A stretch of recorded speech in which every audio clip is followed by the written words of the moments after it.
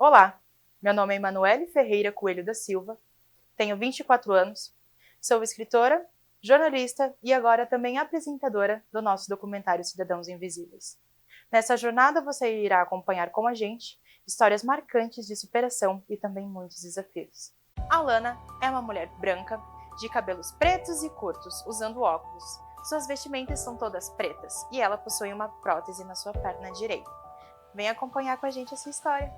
Vamos apresentar a Lana da Costa Almeida, que há 7 anos vem vivido com a dificuldade que é transitar pela cidade de Bento Gonçalves. Oi, Alana, tudo bem? Tudo bem, e você? Tudo bem também.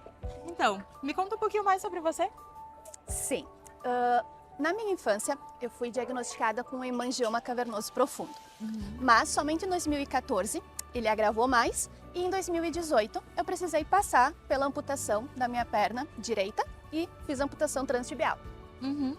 Como é que foi esse processo para você? Como é que foi o sentimento de ter que realmente amputar a perna?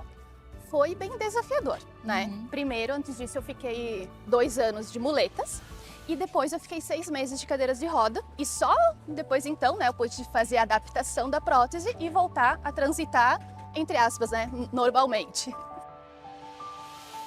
Francis é um homem branco, de cabelo preto, curto, usando um casaco preto e uma camiseta azul escura. Essa entrevista foi gravada junto com sua mulher, Alana, em via pública na cidade de Bento Gonçalves. Qual é seu nome? É Francis Cavanes de Almeida. Francis, me conta, há quanto tempo você e a Alana estão juntos? Fazem 16 anos que nós estamos juntos e faz 10 de casados. 10 de casados? Isso, 10, 11 de casados. E então você acompanhou todo esse processo, né? Do descobrimento do tumor. Sim, desde que eu conheci a Lana, nós já sabíamos que ela tinha esse tumor, mas nunca foi algo que dificultou a vida dela. Ela tinha um problema, mas não influenciava na vida cotidiana. E em qual momento foi o baque para ti? Porque você parou e você percebeu que talvez aquilo ali, aquele tumor ali fosse trazer uma discussão maior, né? Social e também entre vocês mesmo como casal. Na verdade, foi quando nós precisamos comprar uma muleta. Que daí a gente teve que ir na muleta, que ela já não estava conseguindo mais andar sem um apoio. Aí que eu vi que começou a ficar mais sério a questão. Mas como na vida as coisas vão acontecendo, eu nunca parei muito para focar no problema, né? Porque se a gente foca muito no problema, aí a gente começa a criar dificuldades e começa a ficar mais pesado. Então foi nesse momento, quando a gente precisou comprar a primeira muleta dela. Com o que você trabalha? Eu sou assistente financeiro, né? E também sou aspirante a escritora. Sério? Sim. Você já escreveu algum livro? Sim, já tenho um livro publicado. Como é que é o nome dele? O Castigo da Espera, que até ele se gerou, né? Através dessa situação que nós vamos conversar hoje. Quantos anos você descobriu que você tinha uma doença?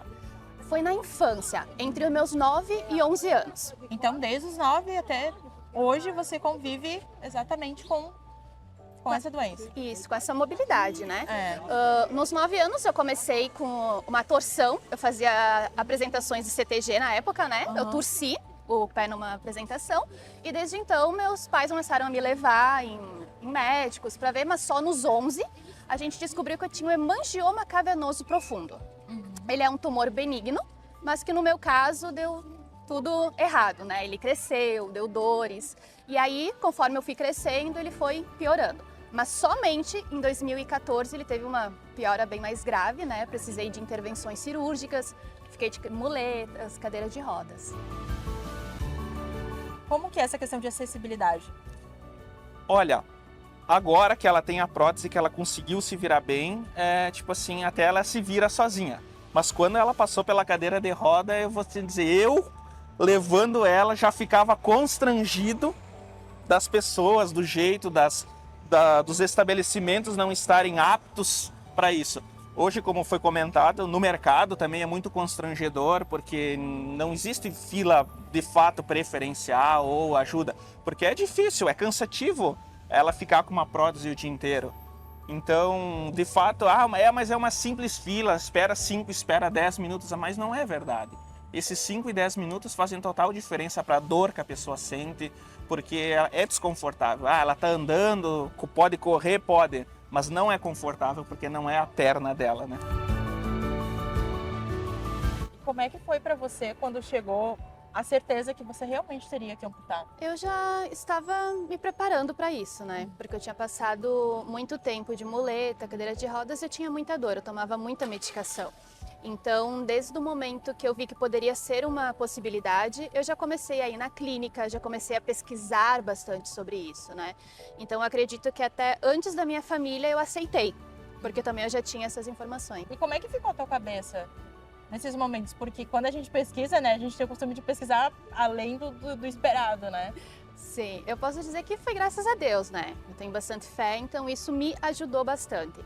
Então, mas o meu médico também me orientou a fazer sessões psicológicas, né?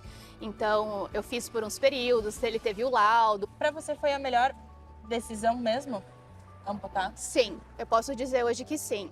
Claro que o amputado não tem uma vida 100% normal, digamos assim, mas a gente adapta as nossas atividades, né? A gente costuma dizer, é uma vida sem limitações. A gente consegue fazer tudo, mas de uma outra forma. E como é que foi esse processo de pós-operatório, né? Porque você teve todo esse processo com ela.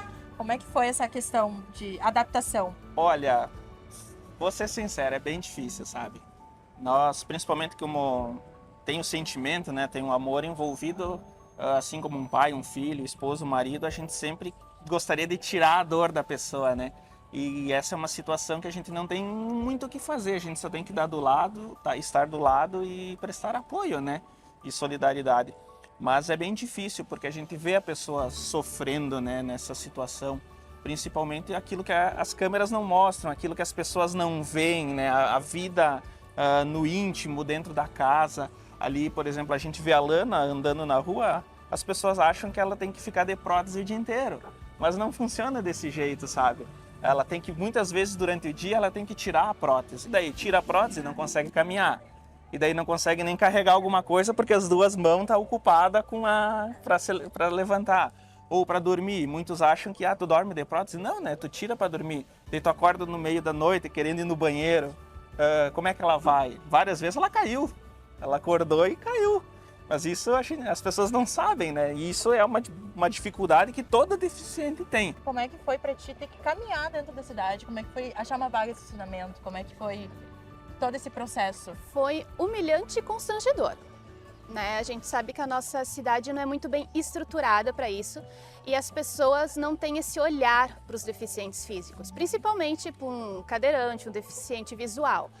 Quando eu estava de muletas, você pode observar aqui na cidade, a gente tem muitos degraus, tem estabelecimentos, restaurantes de escadas.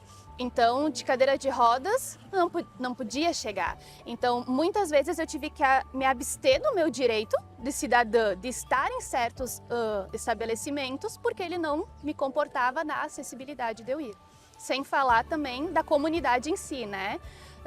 Tentar pegar um meio de transporte, um ônibus, né? A gente entende que as pessoas têm uma pressa de subir, mas também não vou me botar num ambiente constrangedor de eu acabar caindo, tendo um constrangimento ainda maior, né? E eu creio que para muitos deficientes isso é um ponto muito forte. Você criou também uma campanha, né? Uma ação junto com a cidade para que as vagas também para idosos deficientes fossem mais respeitadas. Como que foi essa ideia? Como é que você pensou nisso? Na verdade, ela surgiu através da necessidade, né? Porque a gente pode dizer, acho que ninguém consegue bater no peito e dizer eu nunca vou passar por uma situação de deficiência física. Então, quando eu passei, eu vi essa necessidade de precisar chegar a certos lugares e estabelecimentos e eu chegava, já pensava, né? Eu acho que dos poucos direitos que o deficiente físico tem é a vaga prioritária. Íamos então em tal vaga, ela estava com uma lixeira. Íamos em tal vaga, tinha um Uber esperando para pegar alguém. Tinha alguém dizendo, só um pouquinho, né? Então, isso começou, né, tipo um start. O que eu vou fazer? O que eu posso fazer? Então, com as redes sociais, o que eu fiz foi tentar mobilizar. Então, marcava os meios de comunicação, prefeitura, vereadores, até as associações de deficientes, para tentar ter essa comoção, né? E ver se havia essa mobilidade do pessoal compreender qual era o verdadeiro uso dessas vagas. E qual foi a resposta que você teve? Tenha paciência! Tenha paciência! Tenha paciência, né? Mas, claro, demorou uma semana. Uma das caixas de lixeira a gente conseguiu, né, botar num outro ambiente ali, principalmente perto do hospital. Mas foi somente pela insistência, infelizmente, né? Tem que ser assim, tem que ser expondo, batendo fotos, marcando, pra gente conseguir ser visto e ouvido. Que conselho você dá para as pessoas que também acompanham outros deficientes? O meu conselho é que essas pessoas tenham força, o meu conselho é que essas pessoas tenham fé, o meu conselho é que essas pessoas não desistam das pessoas que estão passando por essa dificuldade, porque mais dificultoso é para a pessoa que está vivendo essa dificuldade, vivendo essa deficiência, do que para a pessoa que está ao seu lado. Então, essas pessoas que estão passando pela deficiência, estão passando por essa dificuldade, elas vão precisar de apoio, elas vão precisar de ajuda, elas vão precisar de um ombro para chorar, elas vão precisar de alguém que as faça sorrir em meio a essa dificuldade, porque eu vou dizer para vocês que vocês vão crescer. Vocês vão crescer como pessoa, vocês vão crescer como indivíduo, assim como eu cresci. Eu posso ser sincero, eu cresci com essa história. Eu cresci como homem, eu cresci como marido, eu cresci como pessoa, como cidadão, eu cresci. Então a gente sempre fala, há males que é para bem. Seria bom que não passasse? Seria. Mas já que estão passando por essa dificuldade, agarrem e vivam, que eu sei que vocês terão força e condições de passar por essas dificuldades. Tudo é sobre amor. Isso aí. Tudo é sobre amor. É verdade. Queria te pedir para você deixar um conselho, porque a sua força vai motivar muitas outras pessoas. De como que a gente pode enfrentar a vida, os nossos problemas, né? E perceber que a fé é muito maior do que todas essas questões. Primeiro seria, tenha coragem, né? Tenha coragem, porque se nós conseguimos acordar pela manhã já é uma dádiva de Deus. E nenhuma dificuldade vem para nos paralisar, a não ser que nós mesmos nos paralisemos. Que nem eu comentei antes, é uma vida sem limitações. Então a gente tem que saber fazer, né, uma limonada, né, dos limões que foram nos dados. E é possível. É possível a gente seguir a nossa vida, é possível a gente olhar para a fé de outra forma, olhar para as pessoas de outra forma. A gente ter essa visão de compaixão com nós mesmos e com o próximo. Então, o que mais a gente precisa é ter coragem e também ter, né, essa empatia primeiramente com nós, para a gente também poder dizer, poxa, é meu direito, eu devo lutar por isso. Não apenas numa data comemorativa, não apenas em alguma situação específica, mas no nosso dia a dia. Porque a gente vive o dia a dia, então é no nosso dia a dia que a gente merece ter essa dignidade. E para as pessoas que são deficientes físicas, qual que é o recado que você dá, assim, diante de toda a tua superação? Porque não foi pouco. Sim. Não foi pouco. Recado que nós estamos juntos, né? Precisando de mim, podem me contatar nas redes sociais. E eu quero deixar esse incentivo para as pessoas também se disporem a verem algo na nossa cidade, quiserem melhorar algo, falar isso, né? Porque a gente só vai conseguir ter um dia a dia melhor para as múltiplas deficiências que existem se nós estivermos unidas, né? Eu sozinha não posso apagar um incêndio, mas eu creio que juntas a gente vai conseguir ter uma comunidade, uma cidade, um ambiente melhor para todos. E vamos. Amém. E vamos mesmo. Vamos sim.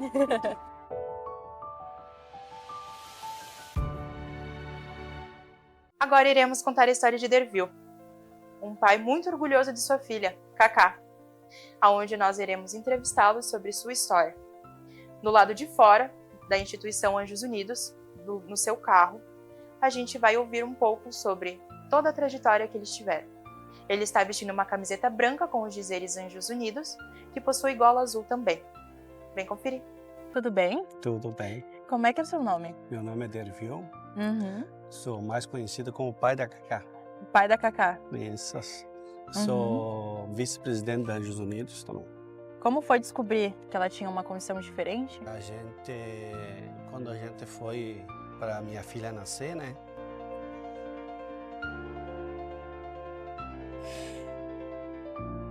Até então estava tudo certo, né? Aí o médico examinou, ele disse que ela ia nascer tudo normal, né? Aí o médico veio, começou as contrações, coisa e tal, né? E Daí ele disse que ia nascer meia-noite, né? Nós fomos às 9 horas da noite. Aí ela parou, descontração. Aí no outro dia cedo o médico fez cesariana, né? Aí a minha filha nasceu com pulmonia congênita, né? E constante a isso, ela engoliu água do parto, né? Aí ela foi para a CTI, para a UTI, né? Ficou 10 dias lá. Aí ela tinha apneia do sono, né? E No seu tempo, não se preocupa, tá? então daí ela ficou 10 dias. Aí foi chamado um neuro para ver o que ela tinha, né? Até então, quando nós chamamos o neuro disse, uma falhazinha que deu, né? Então ele não tinha dado diagnóstico para nós. Daí ele deu um remédio lá para melhorar essa apneia e realmente ela melhorou. Aí nós fomos para casa, daí o médico, cada 2 meses, eu acho que era para nós ir consultar com ele, né? A gente via que ele media a cabecinha dela, né? Mas daí a gente não tinha nenhum filho, a gente não sabia como é que acontecia, né? Então, aí foi, dali, na segunda vez que nós fomos no hospital, no médico, o médico disse, eu tô notando que a cabecinha da tua filha não tá crescendo, né? Suficiente. Eu digo, como, né? Daí ele disse, não, vamos consultar com um médico, um neurologista, cirurgião, para ver o que aconteceu, né? Se foi a cabecinha dela que fechou rápido ou o quê. Aí nós fomos, o médico disse que não, tá tudo certo aqui. Daí é onde que foi feita uma ressonância em Caxias, tanto que aqui não tinha em Bento ainda na época. E daí deu que ela tinha lesão, né? Ela tinha lesão em vários lugares do cérebro, aonde que afetou a visão, a fala e a parte motora, né? Então ela não enxergava, primeiro ano ela não enxergou. E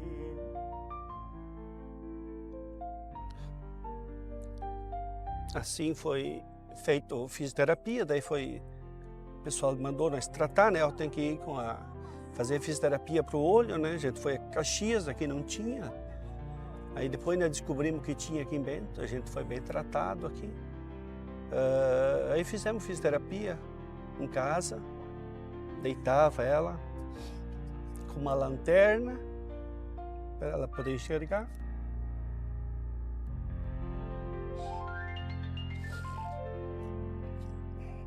Mas então foi, já no segundo ano nós tinha outra consulta em Porto Alegre para a gente ver como é que estava a visão dela, né? Até então o nervo óptico tinha correspondido, tinha voltado a visão, né? Aí nós continuamos fazendo fisioterapia e realmente ela voltou, ela começou a enxergar. A gente usou um óculos com grau forte para ela poder enxergar, né? E daí eu comer também, daí começou o problema, porque ela mamava, daí começou a comer, a gente botava comida na boca, ela não sabia engolir, né? Assim, ela só engolia, ela não mastigava, né? Daí foi tratado com a fono, né? A fono explicou como tratar, como fazer ela, estimular como ela comer, né? Aí então ela come, daí voltou a visão. Só que a gente até hoje a gente não sabe quanto ela enxerga, porque tu tem que falar, né, da visão, né? Eu enxergo ou não enxergo, né? E então ela come, agora come de tudo e está enxergando. A fono conseguiu fazer ela aprender a falar, né? Ela fala, ela sabe o que ela quer, adora música. Adora música, música é com ela. Ela aprendeu a falar em ritmo de música. Ela não falava, então tu falava em ritmo de música, ela falava. Ela consegue entender. Entende tudo. Ela, quando diz, vamos lá ver os passarinhos, é aqui, né? Ela adora vir aqui, né? E como é que é a vida na sociedade com ela? Como é que é chegar nos lugares com a sua filha? Assim, como é que eu vou te dizer? A gente conhece ela, né? Então, criança, ela não pode ver criança chorar, gritar para ela é uma criança chorar. Eu acho que é uma coisa que tem dela mesmo, sabe? Ela não gosta do hospital, ninguém gosta, mas ela não gosta do hospital. Mas assim, tranquilo. Quando você vai por exemplo, um almoço em sociedade, a gente procura ligar música no celular para dar uma como é que eu vou dizer? Uma equilibrada na situação. Equilibrada dela. Ela gosta de microfone, né? Onde tem um falando, daí ela chama atenção.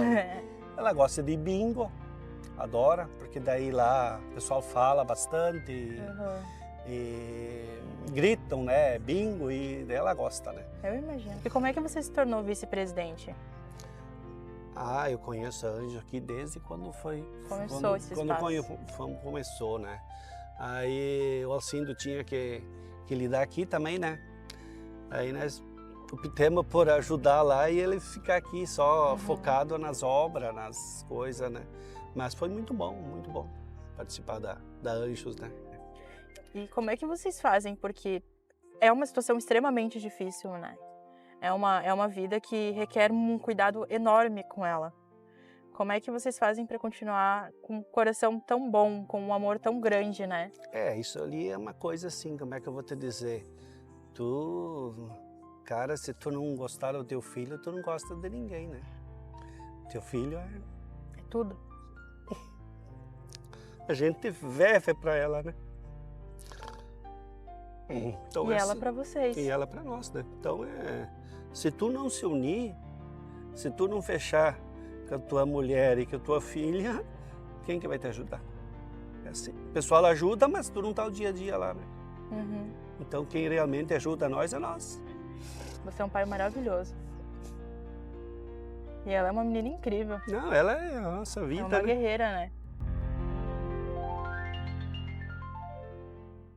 Agora, iremos acompanhar a história também da Maria Aparecida, uma grande mãe, que está sentada ao lado de sua filha Laura. Maria Aparecida é uma mulher branca, de cabelos curtos, castanhos escuros, na altura dos ombros. Ela também veste uma camiseta cinza e calças azul escura. Sua filha Laura possui cabelos um pouco abaixo do ombro, com mechas verdes, moletom cinza e também uma calça azul. É incrível como o amor entre uma mãe e uma filha podem salvar vidas. Boa tarde. Boa tarde. Tudo bem? Tudo. Me diz, como é que é seu nome? É Maria Aparecida. E da sua filha? Laura. Como é que é a história de vocês? Como que foi lidar com... Desde o início da sua gravidez, você já descobriu ali? Engravidei sem planejar, daí veio gêmeas. Aí nasceram saudáveis as duas. Aí com 27 dias deu a meningite na Bianca. Ela ficou 5 meses em coma. E aí deu a microcefalia. Hoje ela vive acamada, com 33 anos, dependente total de mim. Quando a Laura fez 15 anos, me peguei grávida. Quando descobri que estava grávida, um mês depois, ela nasceu. Já nasceu cardíaca, né? Devido aos problemas dela, nasceu cardíaca. Aí não fazia nada do que uma criança normal faz. Com de 7 aos 10 anos de investigação, foi descoberto que ela tem síndrome de velo cardiofacial. E o que seria? É o cromossomo 46. Ela nasceu sem. E tudo isso, eu com a outra em cima da cama, né? Tipo assim, aquela sempre dependendo de um de outro para cuidar. E tem que seguir. Tu não pode desistir. Eu tenho um marido que hoje nem mandando fazer sair igual, sabe? Companheiro mesmo, sabe? Daí eu estudei, me formei em técnica de enfermagem, cuidei de uma senhora acamada, um senhor e uma senhora, e me formei com dinheiro, me formei em técnica de enfermagem e conciliava tudo. Fazia ali no hospital, tirei minha carteira de motorista, cuidava do meu sogro também, que era acamado, morava comigo, e hoje eu uso isso aí para cuidar da minha filha em cima da cama. Como é que eu te digo assim, ó, eu tomo bastante medicamento para depressão, essas coisas, mas eu não deixo a depressão me pegar. Aquela, sabe, que vem, eu procuro sempre estar fazendo uma coisa ou outra, sempre ir ativo, que daí a gente dá volta. Com certeza. Como é que é estar socialmente inserido numa sociedade? Tanto você como mãe, né, quanto as suas filhas, os seus filhos. É difícil. Quem tem filho com deficiência, com necessidades especiais, é difícil. Tem bastante preconceito. Eu passei bastante preconceito. Eu passo ainda com a Laura. Das pessoas devido à obesidade que ela tem, devido à síndrome dela, das pessoas Que não Por entendem. que tu não faz um regime nela? Tipo, aí eu, não é questão do regime, minha filha toma medicamentos Que mexem com o corpo dela. muito. Ela toma uma injeção que ela, pra perder peso, e a menos ela não consegue. O cromossomo não deixa pegar o medicamento. Ele chega aqui até chegar lá, passou o efeito aqui. Então tem que começar tudo de volta, sabe? Então ele não consegue fazer isso aí. Então, às vezes, assim, ó, é bastante preconceito, sabe? Eu já passei bastante mesmo. Eu não gosto, claro, né? Mas assim, eu tiro letra com a minha filha. Eu não deixo de levar ela nos lugares, não deixo de passear com ela. Já levei várias vezes na praia. Boto um calçãozinho, uma regatinha e seguimos o baile. Muito obrigada por ter compartilhado a sua história com a gente. Obrigada, eu que agradeço. Você é uma mulher maravilhosa. Obrigada. E Eu uma tento, mãezona. né? Não é fácil, não. Pensa, né, que às vezes, assim, né, 5 da manhã ela acorda. Eu imagino. 5 horas. E abre tudo. Abre casa, abre tudo, e já pede café. E aí eu já digo, já vou, e acalma que eu já vou, e eu tento dormir mais um pouquinho, vou seguindo. E é isso aí, vamos levando, né? Né, filha? Laura? De o importante é o amor, né? Verdade. E agora iremos te mostrar a história de Juarez da Silva, um cantor bento-gonçalvense que fez sucesso em todo o nosso país durante muito tempo e ainda faz, que está atualmente em uma cadeira de rodas. Ele é um homem branco, de cabelo cacheado na altura do ombro, usando um boné roxo com a escrita Circula Cult, uma camiseta branca e uma calça de moletom cinza com tênis claros também. É importante que você preste muita atenção nessa superação. Então, Juarez, me conta um pouquinho sobre você. O acordeonista, o gaiteiro, o cara que tinha 9 anos de idade e não sabia o que fazer porque era difícil de estudar. E aí o velho meu pai jogou uma gaita no colo e disse, vai, tem que tocar, tem que aprender. Ele queria que você aprendesse a gaita, mais por você ou por ele, assim? Por ele, não por ele, pela sobrevivência para fazer alguma coisa. Me dói falar nisso, sabe? Eu me emociono, porque eu perdi meu pai esse ano. Eu sinto muito. Mas valeu a pena, valeu a pena. Eu tinha 9 anos de idade, entendeu? E ele me deu uma gaita de presente. Só que a gaita, entendeu? Era uma gaita que não correspondia, né? E aí, então, eu cheguei e disse para ele, eu preciso de uma gaita melhor. E aí ele foi na Todeschini e comprou um acordeão que está aí comigo até hoje, que é uma Super 8 Todeschini, feita pelo seu Luiz Matheus Todeschini. Eu ia te perguntar se tu tinha uma da Todeschini. Sim. E ela é a minha parceira, já eu tô com 69 anos, né? E de estrada mesmo, 30 anos. Uhum. De estrada. Na cadeira de rodas, 27. Eu precisava tocar, precisava lavar a alma do meu pai. E aqui, de repente, eu já estou com meus 15 para 16 anos, né? Nessas alturas. E foi aonde a gente já fez a história da corrida, que foi os Mensageiros do Sul. Aí os Mensageiros do Sul começaram a tocar toda essa colônia de Bento Gonçalves. E nessa brincadeira toda, entendeu? O Fortunato perguntou quem era o dono do conjunto. E eu me apresentei como vendedor do conjunto. Uhum. E aí cheguei ali, entendeu? E ele quis conversar com a gente. Ele disse, um conjunto que nem de vocês tem que gravar. Mas de que jeito que eu vou gravar? Naquela época não era assim para entrar numa gravadora. Nós estamos falando em 1979 para 80. Era bem mais complicado. Naquela época, para te entrar numa gravadora, tu tinha que ser artista, não arteiro.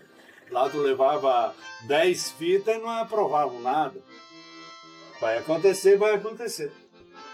No dia que eu lotei o ginásio.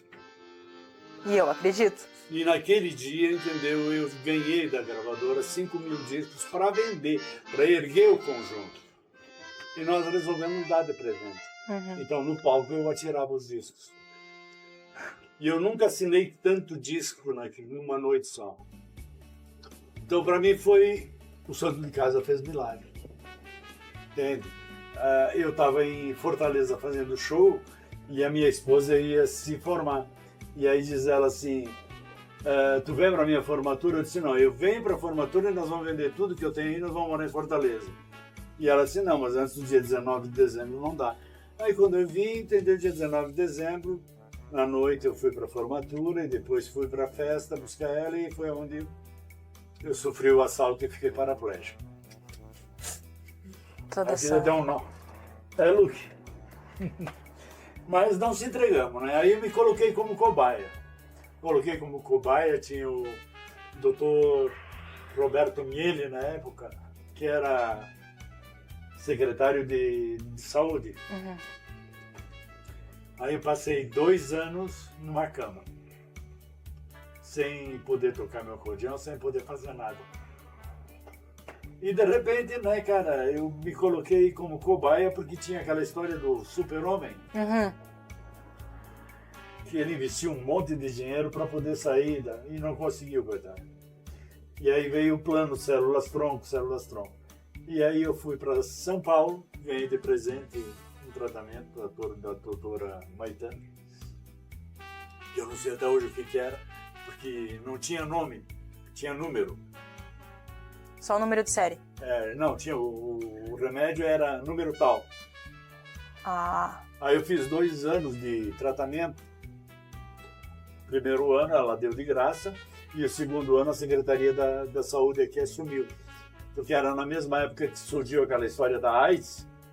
Então, como eles tinham assumido o medicamento para AIDS, o doutor Miele disse, não, se nós assumimos para AIDS, vamos assumir para o cara sair da cadeira de rodas. justo, né? E aí ele me deu aquele ano de tratamento também. Resumo, consegui sair, voltei a tocar, voltei a dar aula, montei minha empresa, montei meus negócios, entendeu? E show, vamos pra vida. A vida continua. A vida continua, vamos pra vida, a vida não para aí, entendeu? E fazem 27 anos. E eu não vou dizer que eu tenho tristeza. Eu tenho uma ferida. Eu tenho uma ferida e uma esperança antes de ir embora desse mundo de caminhar. Esses 27 anos numa cadeira de rodas tem algum motivo. Deus não dá a cruz que a gente não pode carregar. Tem algum motivo.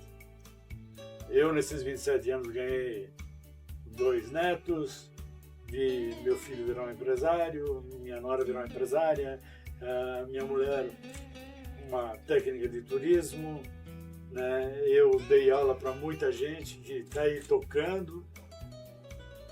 E às vezes eu olho assim, nesse infinito que eu vivo aqui, né? Já há 40 anos isso aqui, é o meu cantinho. Os meus primeiros 2 anos que eu passei de cama, aí daqui um pouquinho eu vou para a cadeira, e daqui um pouquinho eu sentindo tudo aquilo em cima de mim, eu fiz uma coisa que pouca gente fez. Eu não tinha associação, não tinha ONG. Aí eu convidei uma turma de empresários e disse assim, vamos doar cadeira de rodas? Mas como, Juarez? Para o Zé. Aí fiz a historinha do Zé. Que o Zé vai numa empresa, bate na porta e diz, o dono da empresa está aí? E ele na cadeira de roda, maltrapilho, a secretária diz o quê? Dá uma curva, né? Diz, não, ele está em reunião, ele viajou, ele não está. Quando eu posso falar com ele? Para dar uma curva daqui 2 semanas. 2 semanas o Zé volta.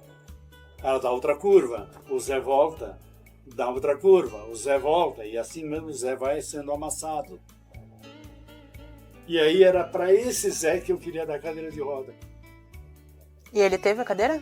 127 nós demos. Não, Está na minha rede social. não só uma, então. 127. É isso que faz a diferença, né? E aí, cara, para quem tocava uma gaita, tá dando cadeira de roda. Continua fazendo a felicidade alheia igual. Sei lá, entendeu? O porquê. E aí, nesse meio caminho aí, a Marisa pegou e disse, olha, nós vamos voltar para casa e vai dar tudo certo. E eu peguei e disse, não, toma a aliança aqui e deu pra bola. E ela disse, não, senhor, bota essa aliança de volta, na frente da catedral em Brasília. E pra ti, o que você acha que Bento poderia melhorar? Poderia incentivar também no seu pessoal, nas pessoas que vivem aqui na cidade? Bento não tem rampa. Como não tem rampa? cadeirante, não vê cadeirante na cidade. Cadeirante tem até vergonha de ir para a rua, ou de pedir isso, pedir aquilo. E eu me lembro, entendeu, que dentro da área central, quem começou a fazer as rampas foi o Darcy Posse. E esse projeto foi trazido para Bento Gonçalves. Só que quem fez também fez uma rampa assim.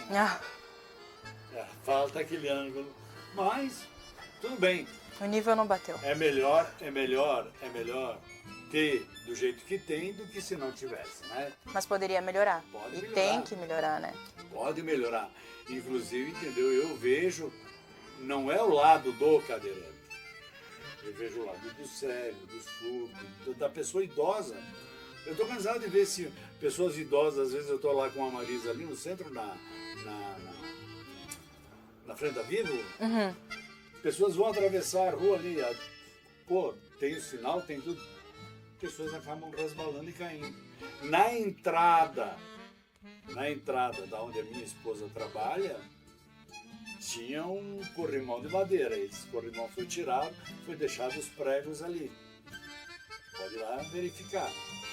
Isso Então, é onde? se tirou o corrimão, faz um corrimão novo. Para quem está subindo ali. Não. O corrimão foi embora. Outro detalhe. Aqui, tu sai aqui nessa calçada aqui, o problema não é da prefeitura a calçada. A calçada é problema do proprietário do terreno. O cara que tem o terreno tem a obrigação de arrumar a calçada. Se ele não faz, não adianta jogar para cima do A, do B, do C. Mas se der uma olhadinha e sair aqui agora, tu pode fotografar a garagem dos bombeiros para te subir. É um bom Tem tamanho. uma senhora rampa assim, e essa rampa tu cai. Eu já tinha visto isso. Tá ali. Tanto que se a gente olhar ali pro outro lado de baixo, não tem uma parte, né, que seja acessível Tá ali a rampa. para Ali a as rampa. pessoas Já que têm falei com o deficiência. pessoal dos bombeiros, já falei igual aqui, falei, mas não adianta. Não adianta. Outra coisa, para entrar no Banco do Brasil também não dá. Não, A rampa que eles fizeram é assim. Quando tem que ter uma baita começou, a cadeira força. vira. Não É. tem acessibilidade no banco. Aqui na Lorena, no centro tem acessibilidade. Tem. Banrisul tem acessibilidade. A caixa tem. Pô, não é? É fácil copiar. Outra coisa, banheiros. Chega num restaurante, como é que funciona os banheiros? Tem que ter, né? Tem que ter um banheiro próprio, porque agora eu vejo muitos que tem que ter aquela ferragem do lado, né? E venceu em 2013. Então, como eles vão nas boates ver se tem extintor, alvará, bombeiro e tal, para não pegar fogo, e nós ficamos aonde? Invisíveis até então. Por que nós não temos um banheiro? Eu não consigo entrar com a cadeira de rodas. Eu enumero restaurantes e restaurantes e restaurantes que não dá para... Não dá.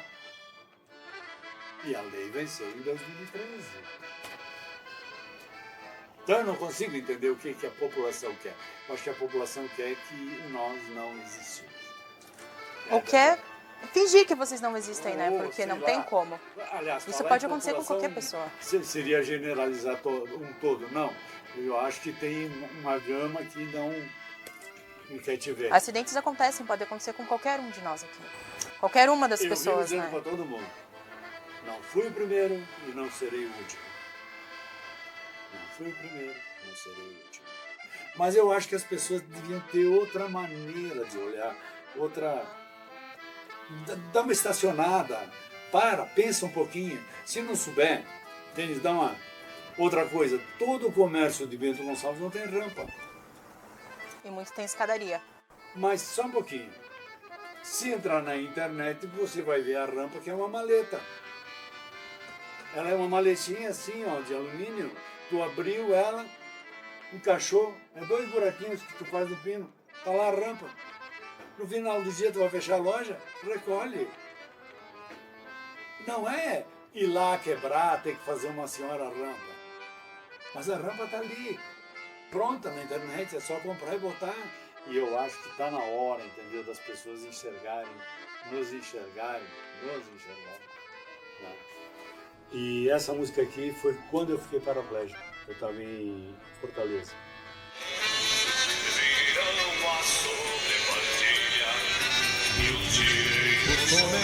Alguns direitos são negados. Tive a honra dessa minha música, letra e música, ser tocada no dia 7 de setembro. Ah, essa eu conheço. Esta é a homenagem do conjunto dos Mensageiros do Sul, a terra linda do Bento Gonçalves. Bento Gonçalves, querida, cheia de clareais, terra da minha vida, orgulho dos meus ancestrais. Você vê esperança para Bento Gonçalves?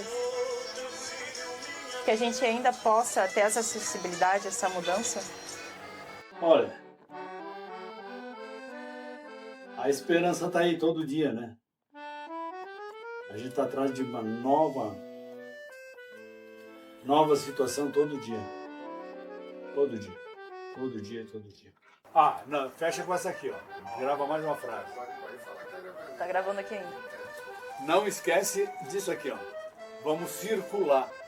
Circular, ajudando os deficientes, os idosos, surdos, cegos e a nossa cultura. O gaitaço, não esqueça do gaitaço. Agora foi com chave de ouro. Fica no alto da serra, dentro do meu coração. Agora entrevistaremos Maria de Lourdes, uma mulher branca, de cabelos castanhos escuros, na altura do ombro, que possui também um óculos em armação dourada, casaco preto, camiseta branca e uma calça preta também. Junto com seu filho, Clayton, que é um homem de pele branca, cabelos curtos e pretos, que possui uma vestimenta de camiseta branca, jaqueta preta e calça de moletom clara. É uma história muito emocionante. Vale muito a pena conferir. Moramos eu, mais o meu filho, que é especial. Meu filho tinha 8 anos, o pai dele estava doente em Curitiba, internado, e ele foi para uma senhora que morava de pensão com ele. A família do pai dele pagava essa pensão para essa senhora. E essa senhora, como era interessada no dinheiro, ela dizia que ele ficava doente se ele fosse morar comigo, que não dava para tirar de lá, porque senão a família do pai dele ia me tomar ele, porque não sei o que tem, não sei o que tem. Tá? O que aconteceu? O Clayton, no colégio, os maiores tomaram uma atitude que a família dele era mais ou menos bem de vida e que lá era o floco deles irem fazer ele buscar dinheiro na casa. Eles ficavam na esquina, em 3, 4, e levavam o Clayton lá na família buscar dinheiro. A família dava, não sabia a finalidade. Tá? Mas a senhora que estava com ele, ela sabia que ele estava nessa luta. Eu dizia que ele estava nessa luta, que ele estava metido nessas coisas, ela dizia para mim que não, que eu era uma mãe ruim, que eu marginalizava meu filho e que eu estava sendo uma mãe errada, mas na verdade eu estava certa. Eu trabalhava e eu saía do serviço lá no Dona Marlene Lentes, eu trabalhava. Saía da Dona Marlene Lentes de 5 da tarde, mais 6 e 7 eu estava atrás dele. E peguei ele nos pontos de droga 2 vezes. Só foram descobrir a verdade quando ele teve uma overdose. Aí ela chegou para mim lá na minha casa e disse para mim assim: o teu filho está morrendo de droga, tá morrendo debaixo do chuveiro. Aí eu peguei o carro, uma conhecida minha, e fui lá na casa dela. Ele estava embaixo do chuveiro, se torcendo tudo de overdose, e levei ele para o hospital. Ali ele continuou. O que aconteceu? O Clayton, por abstinência da droga, ele botava os remédios fora no banheiro. Aí o médico mandou as enfermeiras cuidar, e ela descobriu que ele estava botando o remédio fora. Eu conversei com o médico disse assim: então vamos mudar o tratamento e vamos mandar ele para Caxias. Ele foi para Caxias, ele ficou no hospital geral lá uns 6 meses, numa ala sozinho. Né? Ele já não conhecia mais ninguém. Nem a própria mãe, que era eu, ele não conhecia mais. De tanto que ele estava desse jeito ali. E como é que foi para você, como mãe, ver seu filho nessa situação? Não foi fácil, né? Eu imagino. Eu fiquei no momento sem chão, né? Fiquei sem chão porque eu não tinha rumo para onde ir, o que eu ia fazer. Se os próprios médicos estavam dizendo para mim que eles não podiam fazer mais nada aqui, dali eu fui para Caxias. De Caxias, o médico disse que se ele não melhorasse, ele ia para ficar no sanatório pro resto da vida.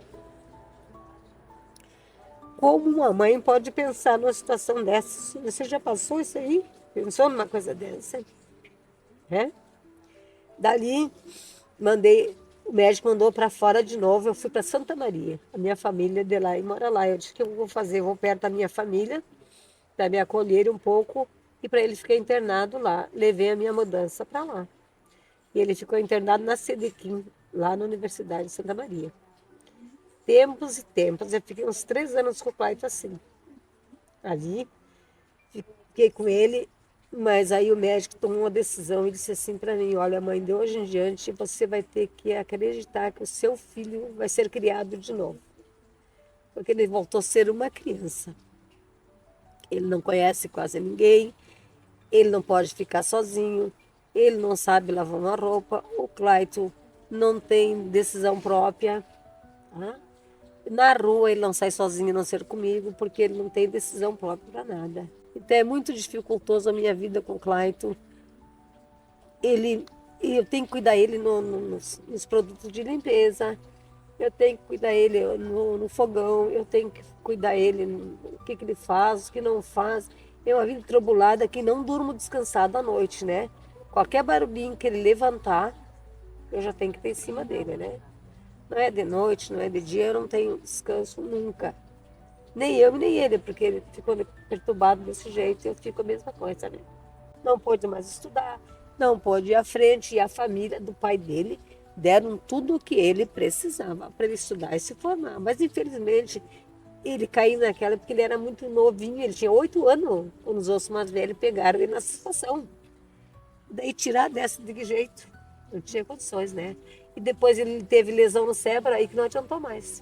Ele já nasceu com alguma condição especial? Não. Isso aconteceu? Isso ele ficou por causa das overdoses que ele teve. Por causa disso tudo que ele passou. Aham. LSD ele tomou, o médico disse. Meu Deus. Deram LSD para ele tomar. Eu disse pro médico: doutor, o que me tortura todos os dias a situação do meu filho, com quem que o meu filho vai ficar e aonde que meu filho vai ficar a hora que eu vir falecer. Quem vai cuidar desse filho? Quando o Clayton quiser me ver, eu disse: o Clayton sempre fala da família, ele pede pela família do pai dele, né? Ninguém pergunta dele, ninguém telefona se ele é vivo, se ele é morto, é só eu e ele. E como é que é pra você É difícil. saber que quem você mais ama não quer ter contato? É difícil. É difícil? É difícil. Como é que você se sente assim, sabe? Dificuldade, tenho dificuldade. Como é que você se sente, essa questão de sentimento mesmo, quando você era criança, quando isso aconteceu com você? Quando eu era o que criança, que você passava? o que eu pensava? É. Na minha cabecinha sempre se passava alguma coisa que ia acontecer isso, né? Mas eu não... Chegou a hora e eu não soube Dizer que não. dizer que não. Quem é que te deu essa droga? Foi o Renato, meu colega, meu próprio colega de aula que me deu. Então nunca foi seu amigo? Não, não foi meu amigo, não. Esse não. Eles ficavam me cercando, né? Eles te usaram? Era, tipo, eu acho que sim. Fizeram mal Com porque certeza. queriam fazer. É É inadmissível uma coisa dessa, é impossível que umas coisa pessoas muito assim sejam difícil de soltas. acontecer, né? Pra ter acontecido assim desse jeito. Mas e como é que você tá hoje? Hoje? Hoje você tá bem? Ah, hoje eu não quero nem de perto uma coisa dessa. E hoje pra vocês, como é que é a vida de vocês? Como é que vocês conseguiram encontrar tanta força, né? Sabe que é assim, chega, é tão preocupante que chega o dia do pagamento, a gente tem que pensar lá atrás antes que vai durar um mês até o outro para chegar para a gente poder receber. E aí quando chega no dia eu faço uma festa, eu vou poder pegar aqueles meus troquinhos e poder ter, sabe? Mas eu vou até no juiz, tem mais juízes e tem mais promotores que podem me dar força nisso aí. Eu quero um estabelecimento para o Clayton ficar antes de eu morrer, para me saber onde é que meu filho vai estar o dia que eu falecer. E é um direito de vocês. E é um direito meu, porque eu não quero deixar meu filho na rua jamais. Entendeu? Já pensou meu filho onde vai ir? A hora que botarem o último tijolo lá no cemitério? Já parou para pensar uma coisa dessa? Que situação de uma mãe, o ponto que cheguemos, tá? É incrível isso aí me dói noite e dia. Eu não como descansada, eu não durmo descansada, pensando nisso aí todos os dias. Eu agradeço muito. Sim, Muito. também. Vocês são pessoas incríveis e vocês vão ficar bem. Sim, vamos ficar bem. Tenham fé, vocês vão conseguir. Fico muito A obrigada. justiça ao lado, com certeza, né? Daí sim. Com certeza. Sim. Daí aquela... A gente vai fazer isso aí, né? Eu agradeço muito. Muito mesmo. Nada. Eu que agradeço, Tchau, tá? obrigado. Por que não acontece Não isso? acontece porque agora eu tenho a mãe, né? Mas a hora que ela partiu, não tenho mais. Agora iremos acompanhar a história da Nilce, uma mulher branca, de cabelos castanhos claros, amarrados em um coque, que veste roupas rosas com uma jaqueta preta com listras rosas. E seu marido, Adílio, homem branco, calvo, que veste camiseta azul, jaqueta cinza e calça de tactel preta com uma linha verde na lateral. Ele está na cadeira de rodas no momento. Como é seu nome? Meu nome é Nilce Petkovic Treto. E do seu marido? Adílio Treto. Adílio Nelson Treto. Ok. Há quanto tempo vocês estão juntos? 31 anos casados. Nossa, mas vocês se conhecem já há um tempinho antes, né? Sim, foram 4 anos de namoro. Nossa! Então é uma vida juntos. É uma vida juntos. Sim. É. E aí, como é que é? Como que aconteceu essa situação A dele? situação dele, em 2010, ele diagnosticou, ele teve uma convulsão e diagnosticou com tumor cerebral. Então, a partir daí começou a nossa luta, né? Em função da doença que vinha. Veio o exame que diagnosticou que era um tumor altamente letal, que ele teve um glioblastoma multiforme. Assim, então a gente perdeu o chão nessa época, né? Tu perde o chão porque não sabe o que vai ser daqui para frente, né? Aí a gente se abraçava enquanto ele estava internado, eu deitava no leito dele, a gente chorava toda a madrugada, toda a noite, chorava muito, porque nós sempre fomos um casal muito unidos, né? E aí, a partir daí, a nossa vida deu uma reviravolta, assim, eu digo, muito grande. Nossa filha. E veio a filha de vocês. Nós estávamos num processo de adoção já há 8 anos na espera, e nesse período nós estávamos fazendo a adaptação. E aí ficou essa dúvida, adotamos ou não adotamos? E ele disse, eu não vou morrer, porque eu vou te ajudar a criar nosso filho. Então... E como que é pra você, assim, chegar nos lugares como eles? Porque muitos lugares aqui em Bento Gonçalves não tem a mínima acessibilidade, né? Ah, é difícil, nossa. A rua... Tipo, a rua, eu quando tenho que fazer alguma coisa em serviço do banco, eu coloco o carro no estacionamento e não tiro ele, porque é muito difícil, a acessibilidade é bem complicada, né? Mercado, todos esses lugares para sempre vocês ele fica no carro, deixo sempre ele no estacionamento, porque eu não deixo ele em casa sozinho. É importante. É, porque a nossa filha hoje já está com 21 anos, ela trabalha, né, o dia todo. Então, eu não tenho com quem deixar, ele vai comigo. Ele brinca que era a minha mala sem alça. O chaveirinho. E como que tá a saúde hoje? Eu faço um eletro por ano. Um eletro por ano. Sim, ele faz todos os exames, né, acompanhamento. Fisioterapia 2 vezes por semana, já teve fonoaudióloga, porque ele tem dificuldade em falar, mas isso tudo é em função da questão da sequela que ficou, né, do tumor, né? Eu imagino. Sim. Foi passado por cirurgia para retirada. Cirurgia para retirada, fez rádio, fez quimioterapia, né? E hoje não tem mais câncer? Hoje não tem mais. Segundo o médico, o neuro dele milagrosamente sumiu. Em geral, ele murcha, né? O tumor, o dele sumiu. Tá totalmente, só tá com o sinal da cicatriz, porque ele não foi retirado, ele só retirou para biópsia. Então, assim, ele milagrosamente... São coisas de Deus, São coisas de Deus, que a gente diz que é milagre, né? Mas antes da doença dele também, nós temos uma história de vida, porque nós tivemos uma filha, nossa biológica, que ela nasceu com uma síndrome bem rara. Então foram 4 anos e meio de luta também. Ela usava traque, sonda, né? Ela é uma menina especial. Uma criança especial que a gente enfrentou. E aí eu sempre digo, ele era o paizão que estava sempre do meu lado me ele que tinha que trabalhar e eu cuidar dela, né? Então... Sim. E como é que vocês descobriram quando você ainda estava grávida ou depois Não, já? depois quando ela nasceu, aí sim, foi feito o diagnóstico, daí que ela tinha essa síndrome, né? Qual síndrome era? Trissomia do 22. Então, afetou o que nela? Ela nasceu uma rim único, cardiopatia, displasia em quadril, fenda palatina, laringomalácia, daí ela teve que usar tráqueo, sonda, porque ela tinha dificuldade na deglutição, né? Então, tudo isso. E aí, ela faleceu, a gente entrou para o processo de adoção depois de 2 anos. Aguardamos mais 8 anos. Nesse processo da adoção, ele ficou doente. Mas a gente adotou e, graças a Deus, nossa família está aí. Mais unida do que antes. Deu tudo certo. Deu tudo certo, muito incrível. Eu imagino Sim. como deve ter sido complicado, né? Sim. Porque foi uma mudança muito drástica, uma atrás da outra, né? Sim. Não deu nenhum tempo de superar um baque e já veio o outro, né? Isso, quando a gente estava começando, que nem eu disse, quando a gente tinha conseguido juntar nossos caquinhos, veio outra tempestade e quebrou tudo de novo, né? Mas a vida é assim mesmo, né? Sim. A gente nasce para ser feliz e triste também, porque é só na tristeza que a gente aprende. E assim, eu digo, com a ajuda de Deus, que a gente sempre tem Ele em primeiro lugar, é que a gente supera as coisas, né? Sim. E como é que é o casamento hoje? O casamento de vocês? O casamento é assim. O padre diz que é na alegria, tem certeza. Então é assim para sempre, né? E nem a morte separa. Isso é verdade. Sim. Muito obrigada. Vocês são 2 guerreiros, né? A gente que agradece a vocês. São 2 pessoas incríveis. Sim. Obrigada por não deixar esse sorriso escapar, tá?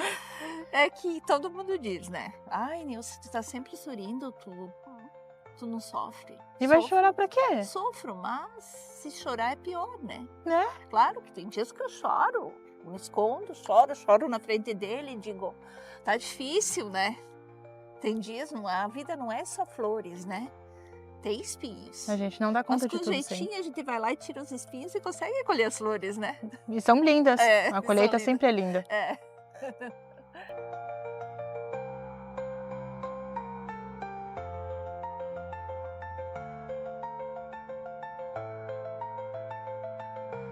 Bernardo é um homem negro, com cabelo crespo, cor castanha escuro. Ele veste uma camiseta branca com dizeres em amarelo e calça cargo na cor preta. Nossa gravação foi feita na Sala Hip Hop, seu local de espaço de trabalho. Vem acompanhar com a gente! A cena do hip hop aqui na cidade de Bento Gonçalves sempre foi marginalizada, a ponto do qual nossa cultura não foi visualizada, não foi aceita e hoje, a muito custo, temos várias pessoas que hoje seguem no ramo do hip hop, enaltecendo a nossa cultura. Hoje, a gente vai conhecer o Bernardo da Silva Duarte, nosso grafiteiro, há 8 anos aqui na cidade. Como é que você tá? Bem, tudo certo. Tudo certo? Então, hoje vamos ter uma conversa? Tamo junto. Vamos Beleza. aí. Vamos? Então, Ber, me conta um pouquinho mais sobre você. Meu nome é Bernardo Silva Duarte. Hoje em dia eu tenho 21 anos de idade, né? Eu não sou natural de Bento Gonçalves, mas eu moro aqui há 13 anos já. Eu sou natural de Itaqui, que é uma cidade um pouco distante, fronteira com a Argentina, né? Qual foi a escola que tu estudou? A primeira escola que eu estudei foi o Alfredo Avellini. Como é que foi a adaptação na escola? Eu não consegui me adaptar na escola Alfredo Avellini, pelo fato de logo que ter chego, pude me deparar com a galera zoando de mim, porque tipo eu sabia menos, sabe? Zoando também por causa da cor da pele. Você se sentiu deslocado, certamente, porque esse é o sentimento, né, que isso gera na gente. Como era a sua imagem que você acabou criando de você mesmo? Foi aquela questão de, tipo, tentar achar o problema em mim. Qual que é o problema que eu tenho para as pessoas, elas me olharem diferente, me tratarem diferente do que trata o coleguinha aqui, entende? Como é que foi a questão de emprego para você? Quando eu tinha já os meus 13 anos de idade, já ia para a escola sozinho, assim, estudava na parte da tarde, né? E aí eu descobri que tinha uma firma de polimento de inox. E aí, na primeira oportunidade, eu fui lá procurar emprego com 13 anos de idade. E como que foi esse início para você com o grafite? Porque é o teu trabalho até hoje, né? Eu trabalho com hip hop aqui na cidade. Eu trabalho com grafite já fazem 4 anos, né? O início foi algo muito desafiador, sabe? Muito desafiador. Desde o momento que eu tive que falar com a pessoa que era meu patrão, eu acabei tendo um impacto, assim, bem diferente do que eu imaginava quando eu trouxe essa notícia pro meu chefe. E no momento que eu falei para ele, não, é isso, tá resolvido, tô indo embora. Ele pegou, me chamou de novo só para falar, olha só, meu, eu preciso te falar uma coisa, serviço que presta é serviço de gente branca, então pode ir. E ali eu senti uma raiva muito grande também e tentei canalizar essa raiva aí e colocar energia para tentar construir algo que desse certo para mim, sabe? B, tu pode me mostrar um pouquinho mais da sala, do teu espaço aqui, com o grafite, a tua arte aqui dentro? Claro, pô. Vamos lá. Aqui a gente tá na ARD Graffiti Shop, né? Desde 2021, esse espaço ele existe e eu junto com outras pessoas comecei a trabalhar, né? Então hoje eu que cuido, eu que organizo, eu que administro o espaço da Graffiti Shop aqui na cidade, que é a primeira Graffiti Shop também dentro da cidade de Bento Gonçalves, né? E a gente fornece material de grafite, como os sprays, marcadores, outros acessórios assim, né? Pra galera que tá interessada em fazer esse tipo de arte, né? Mas que às vezes não tem acesso, né? A gente também acaba atendendo a região aqui da Serra Gaúcha, enviando para Caxias do Sul, Veranópolis, Farroupilha, né? Então acho que é algo que acaba contribuindo assim para essa cena aqui na nossa região.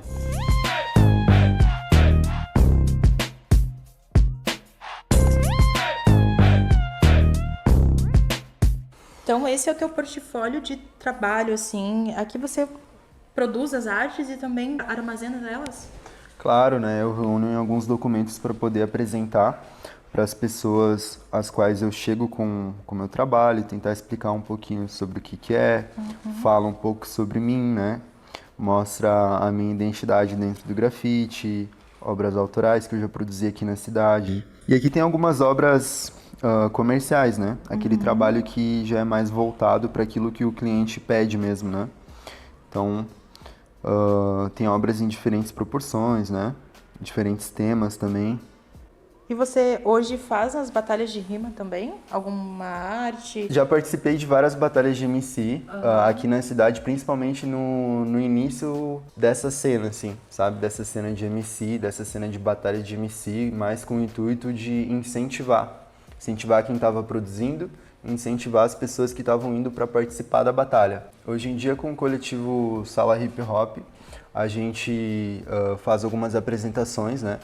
Dentro de escolas, às vezes dentro da programação cultural que tem aqui na cidade, e a gente leva uma apresentação de hip hop, onde tem também a rima, né? Tem a discotecagem, tem a parte da dança e também tem o grafite, sabe? Então eu me envolvo mais na parte da dança e do grafite ali.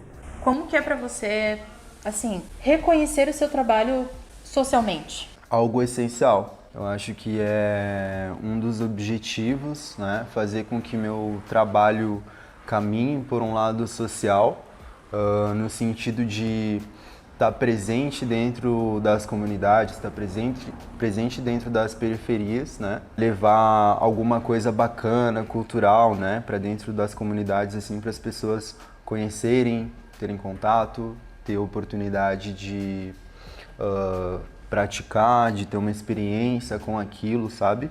Eu acho algo super essencial para mim conseguir avançar, sabe, na minha carreira artística. Foi dessa forma que o hip hop chegou até mim. Eu acho que é dessa forma que eu gostaria de continuar, sabe?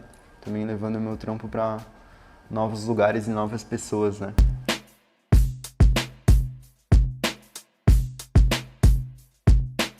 A gente está aqui no Municipal com uma moradora que já está aqui presente com a gente há 16 anos. E hoje ela vai contar um pouquinho dessa realidade, de como é viver nesse bairro e todas as situações que a gente enfrenta. E também muitas que a gente comemora. Me diz, como que foi quando você chegou aqui? Como é que era? Quando eu cheguei aqui, era calçamento, não tinha muito pouco os negócios dos lixos, tinha muito pouco. Depois que eles foram colocando, tanto que o da entrada da vila foi brigado muito para conseguir para pôr ali, que não queriam colocar. Só que agora, como acabaram colocando e aumentou as casas, acabou ficando embaixo da parada de ônibus. E aí, quando você vai pegar transporte, como é que é para você ter que pegar com aquele lixo ali do lado? Mosca, fede.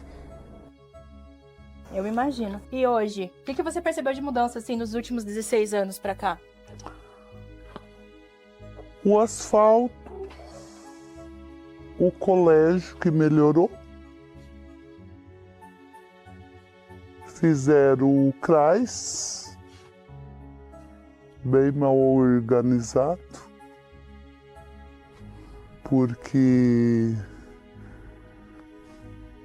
tem a creche, só que daí tem pais que precisam e trabalham o dia todo. Como é que você vê assim essa situação no fato de conseguir vagas mesmo para as crianças, né? Tanto na questão de saúde, né, no posto de saúde para conseguir ficha, para dentista, consulta, também quanto para a escola.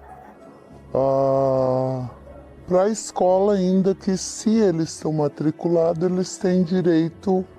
É difícil conseguir a primeira vez, mas daí já fica. Todo ano tu tem direito à vaga, fica ali. E quanto ao posto, porque tu tem que agendar uma semana antes e tu vai lá, porque tu pede troco de médico volta em volta, nunca tem um médico que fique ali, que te acompanhe, porque é uma trocação. E se tu tem ficha agendada, tu agenda uma semana antes para outra semana. Daí tu chega lá, 9 horas tua consultas, vão te atender 11. Como é que é a hora, assim, como é que funciona essa questão do medicamento? Você consegue com fácil acesso? É difícil? Ali não tem farmácia. Só se tu for lá na UPA ou no NPS pegar. Daí tu tem que sair dali, perde meio-dia ali.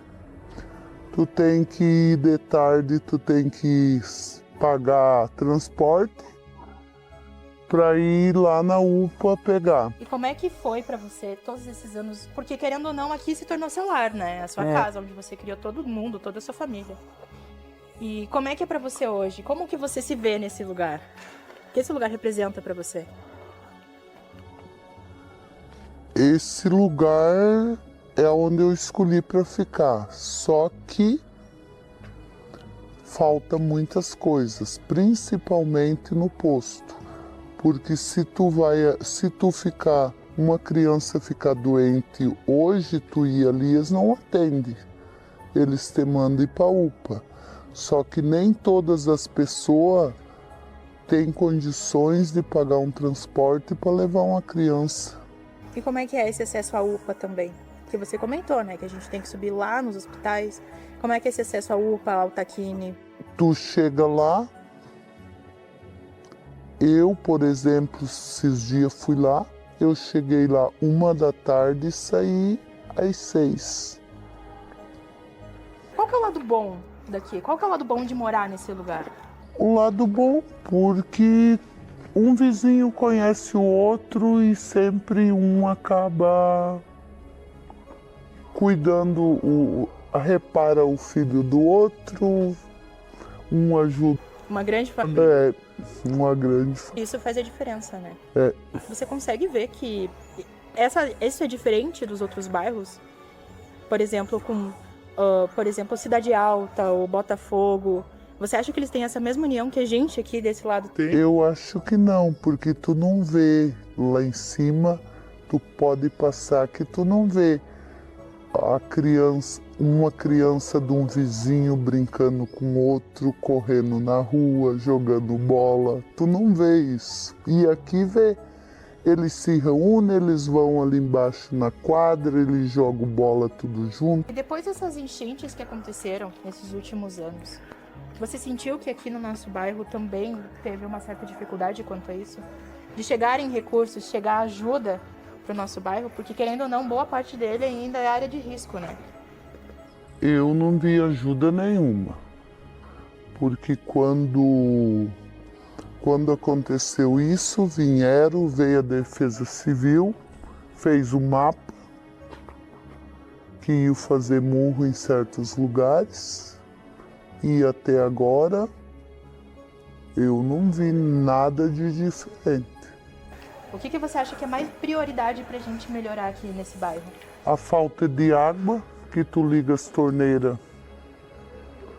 Tem semanas que tu liga a torneira, só vem água de madrugada, vem um pouquinho e só. E a saúde? A organização do posto, porque tu não vai adivinhar que tu vai ficar doente a semana que vem. Daí tu tem que agendar uma semana antes, quando tu consegue. Porque às vezes tu liga 10 vezes, ninguém atende. Como é que é descer até o posto? Ir até o posto de saúde, pessoalmente, para conseguir marcar em si ali a consulta com o médico para daqui a uma semana? Tu tem que ir cedo, porque senão a fila é grande e tu não consegue. E se tu liga, quando eles conseguem te atender, não tem mais ficha. Para você aqui é um bairro seguro?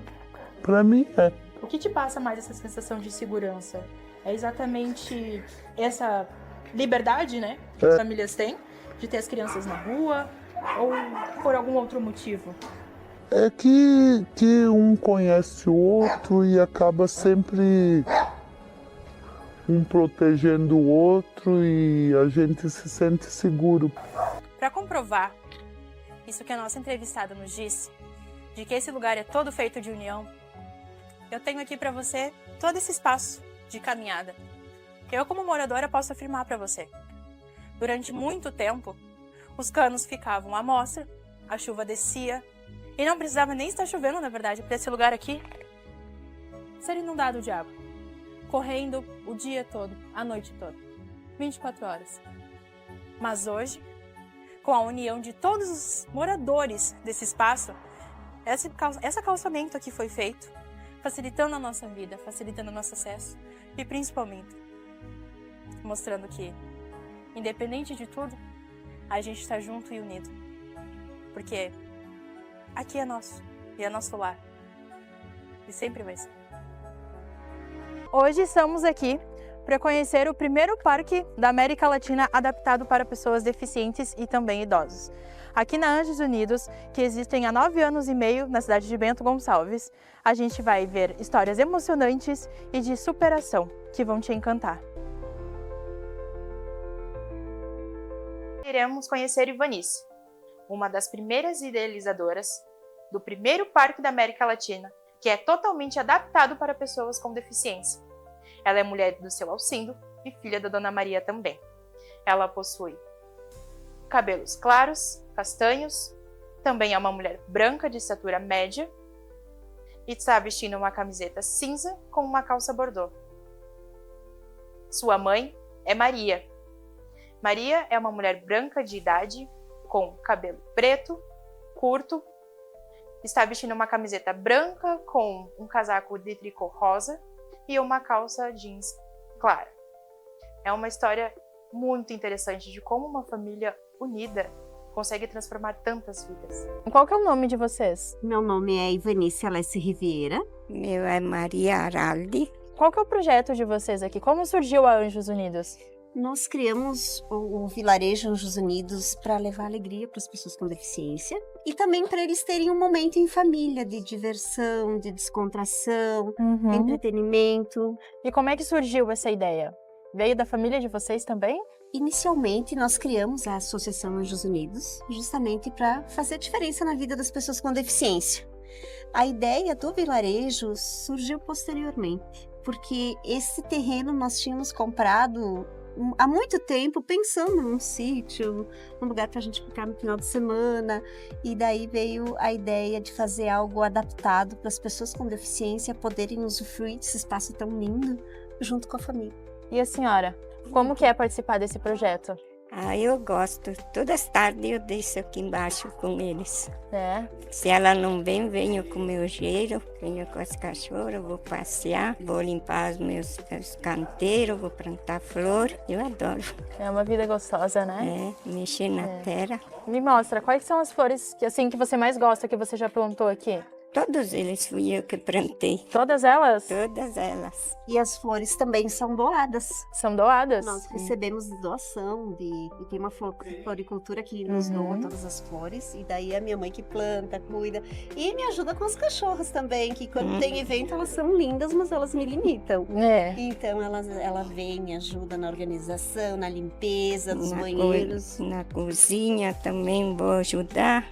Porque o trabalho aqui é lindo, mas não é fácil. É muito trabalho. Aquele trabalho que ninguém vê, somos nós que fazemos. A limpeza, a manutenção. Não é um trabalho fácil, não. Agora iremos acompanhar a história de uma mãe e uma filha, que há muito tempo também são melhores amigas. Lúcia é uma mulher branca, de 80 anos, possui cabelos grisalhos, camiseta de manga longa, branca e também uma calça preta. Já a sua filha Lúcia é uma mulher branca, de cabelos também já grisalhos, de 52 anos. Ela também usa uma camiseta de manga longa, branca e calças escuras. É uma história inigualável. Como é seu nome? Lúcia Riviera, a Neuza Riviera. Eu tô com 80, vou fazer agora em maio, e ela tem 52. E como que foi, como mãe, ter descoberto do diagnóstico dela? Mas recém que ela nasceu.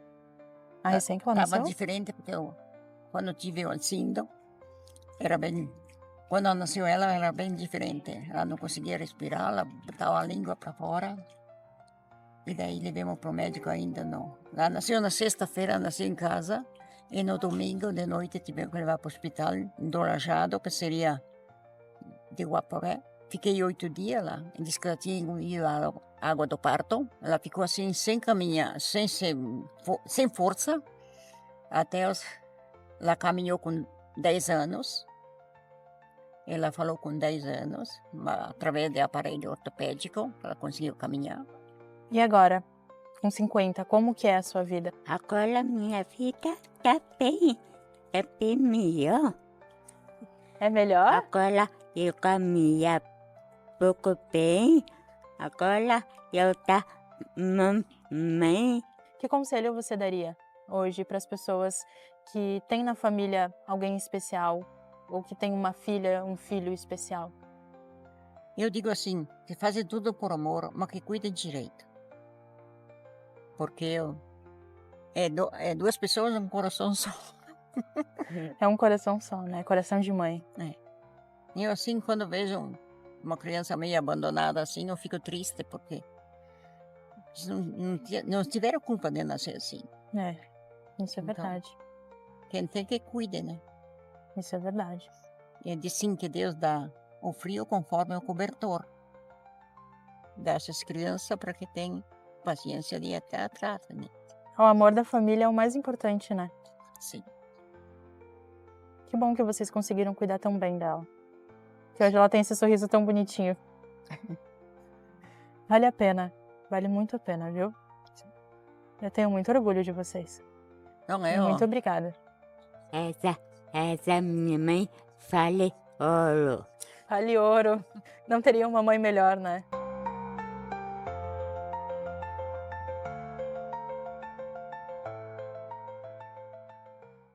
E no meio de todas essas entrevistas, a gente também tem uma história de voluntariado, como a do Francis, um homem magro, alto, branco, de cabelos castanhos escuros, curto, que também usa óculos. Veste moletom cinza e calça jeans azul. É uma história muito importante a ser ressaltada e merece muito respeito. Qual é seu nome? Francis. Francis? Isso. Seja muito bem-vindo e eu gostaria de te perguntar, como que você conheceu a Anjos Unidos?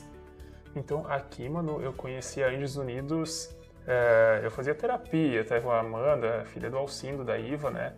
E aí eu tive acesso ao parque, eu conheci, então, e eu gostava muito de estar em contato com a natureza. Então, quando que eu tive acesso, né, eu não sabia dessa área, que estava sendo construído o parque, muitas das construções que tem hoje não tinham ainda. Então, eu decidi me voluntariar e ajudar na construção, porque a ideia de fazer o bem ao próximo, então faz bem pra gente ajudar, né? Então eu me sinto muito bem, até com a ideia, né, de ter uma coisa nova para Bento Gonçalves, um parque 100% adaptado. Participar disso é muita alegria, sabe? Faz a pessoa se sentir bem. Há quanto tempo você é voluntário aqui? Quando que você começou? Se a memória me ajuda bem, foi final de 2020, então 4 anos e meio, mais ou menos, faz por aí. E por que você continua sendo voluntário? Porque até então podia ser só um trabalho por pouco tempo para você, né? Mas você já vem há 5 anos. Sim, é por essa satisfação, sabe? Tem o lado profissional que a gente tem na nossa vida, mas também é bom ter esse lado de ajudar, né? Aí tu equilibra. De uma parte tu ajuda o próximo e da outra parte tu ajuda a si mesmo, né? Por meio do trabalho, né? Seu meio de subsistência, né? E então é mais por esse sentimento de fazer o bem realmente, sabe? Ajudar na causa das pessoas com deficiência, isso. E como que é ver o vilarejo, algo que você está ajudando a construir, ficando tão bonito, sendo tão pragmático e enigmático também, né? Sim, sim. Aqui tem espaço para terapias também. A nossa ideia é que seja não só a fisioterapia e o acesso ao lazer, a cultura, esportes, a saúde, né? Tudo isso que já foi comentado antes, mas é isso de tu fazer parte de algo. Talvez as pessoas ainda não perceberam que vai ser um parque. Eu vejo como um divisor de águas para a cidade de Bento Gonçalves, porque um parque 100% adaptado, até eu estava comentando antes, a gente não achou aqui no Brasil, na América Latina. A gente encontrou algo semelhante nos Estados Unidos, no estado do Texas, mas aqui no Brasil, na América Latina, é uma coisa nova, isso de ser 100% adaptado, beneficiar uma pessoa com síndrome de Down, um deficiente auditivo, deficiente visual, uma pessoa com paralisia cerebral, um cadeirante, uma pessoa autista e até mesmo idosos. Então, eu mencionei alguns tipos de necessidades especiais, né, de deficiências, mas é para acolher todo mundo, né, ser algo 100% adaptado.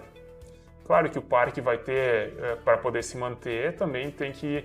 nós recebemos também as pessoas como um todo, mas isso de ser o acesso gratuito e beneficiar os deficientes é uma coisa que tu tá fazendo bem pro próximo, né? E é muito bom isso. E por que você acha que é tão difícil assim as pessoas realizarem esse projeto de uma acessibilidade maior para as pessoas que são deficientes, portadores de deficiência? Eu acredito que é a questão de consciência. Muitas vezes as pessoas só vêm para ajudar ou quando sentem na pele, quando tem alguma questão de deficiência, uma questão de saúde mais forte, ou na família, ou em algum amigo próximo, ou a própria pessoa que vem ajudar. E também uma questão de construir uma cultura, de perceber, de ter esse olhar de altruísmo com o próximo, sabe? Eu vejo que na nossa cidade de Bento, na nossa região, tem muitas pessoas boas, tem muitas pessoas que gostam de ajudar, muita solidariedade, mas ainda assim eu vejo que tem espaço para fazer muito mais. Se a gente conseguir conscientizar mais pessoas de que isso é para o bem do próximo, para ajudar as pessoas com deficiência, dar mais cidadania, dignidade, se chegar a mais pessoas, claro, vai vir mais, vai beneficiar mais pessoas também, né? Mais pessoas conscientes de ajudar, mais visibilidade, né? Nessa história iremos acompanhar Alcindo. É um homem branco, de cabelos curtos e grisalhos, que está vestindo uma camiseta cinza e calça jeans azul. Nossa gravação foi toda feita em espaço aberto. Confira a nossa entrevista. Oi, tudo bem? Oi, tudo bom? Qual é seu nome? Alcindo. Então você aqui, Alcindo, é o guardião deste espaço, né? Aqui nós fizemos um pouco de tudo. Um pouco de tudo. Aí a gente vai ter o vilarejo deste lado aqui e do outro a Anjos, né? Me explica como funciona melhor. Começamos com a Anjos há 9 anos, né? Nós ficamos à frente dela até o ano passado, né? Como ficou muito trabalhoso nós termos a Anjos e o vilarejo para dirigir, nós dividimos então. Hoje a Suzy, que era vice-presidente, ela é a presidente da Anjos, né? Então a Anjos hoje ela consegue andar por si própria, né? E nós pegamos então o processo aqui de alavancar agora o vilarejo. Então agora o nosso objetivo é levantar o vilarejo, é terminar a construção, né, para podermos dar todas essas benefícios aqui para as pessoas com limitações físicas.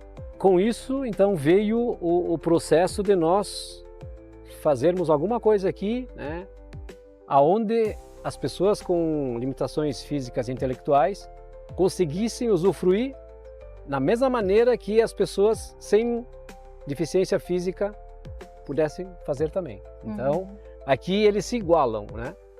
Por onde vocês pensaram assim, não, vamos começar a construir o nosso projeto do vilarejo aqui? Foi depois que nós adquirimos essa área de terra, né? Que quem conhece ela, quando nós adquirimos aqui, né, do jeito que era, com as imperfeições, com toda a parte ali de inclinação, não imaginaríamos também nós que nós conseguíssemos fazer, né, esse processo de ser ele completamente adaptado. Porque hoje nós temos aqui em torno de 800 metros de pista, que ela é toda a 5 graus, né? Então dentro das normas ela é 8 graus de inclinação para o cadeirante. Porque de todas as limitações, o que mais precisa agregar um local específico para ele é o cadeirante. A contrapartida que o parque tem é que as pessoas com deficiência e suas famílias não pagam a entrada, né? Quando nós fizemos os eventos, eles ganham um voucher, aí você tem lá os passeios, você tem lanches, você tem refrigerantes, né? Tudo para eles sem custo. A gente está aqui agora na Capela dos Anjos e eu gostaria que você me falasse um pouquinho do que ela é, do projeto dela. O que ela significa para você? É uma capela, né, que ela tem uma energia muito densa ali dentro, né, energia muito boa. Então nós temos na entrada dela aqui um formato de cruz, né? A gente fez ele com taipa, né, com várias palavras ali que quando você vem aqui, você vai entrando, você vai falando, vendo essas palavras, né? Então você já começa a entrar num estado meditativo, né? Você já se acalma. Então na parte interna dela, então nós colocamos já os santos, né? Principalmente os arcanjos, os anjos, né? E os santos que nós temos aqui. Ela aqui, então ela representa um pouco de tudo, né? Então as cores, né? Os símbolos, tudo gira na parte espiritual. Ela não está pronta ainda, né? Então a capelinha também ela é adaptada. Então nós temos os bancos aqui para cadeirante. Então quando tem o cadeirante, então tem o espaço. Eles vão estar aqui na frente as duas cadeiras. E quando você não tem o cadeirante, então você abre, né, o banco e ele volta a ser um banco normal. Uau! Né? Então ele é um banco normal e eles são 2 bancos adaptados que nós temos aqui na frente. É um cuidado com a alma também, né? Também. Com o nosso espírito, com a nossa mente também, né?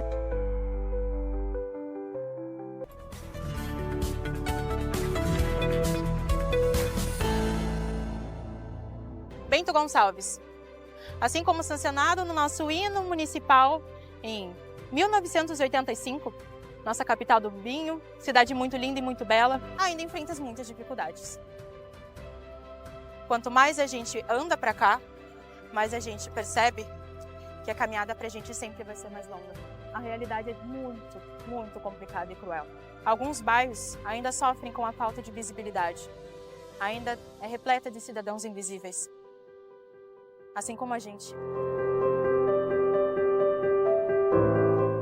Assim como os bairros Municipal, Tancredo, Conceição, Juventude, por que esses lugares que são da ponte para cá sofrem tanto? São 5 dias da semana sem água, se você tiver sorte no domingo, talvez você tenha. Sábado, então, é impensável. Certas coisas acontecem dentro da nossa cidade que a gente não se toca, porque são minúsculas. São detalhes que fazem toda a diferença. Como, por exemplo, um lixeiro. Assim, é claro que as ruas vão ficar imundas. Não tem onde colocar. São muitas pessoas, 127 mil habitantes no último censo.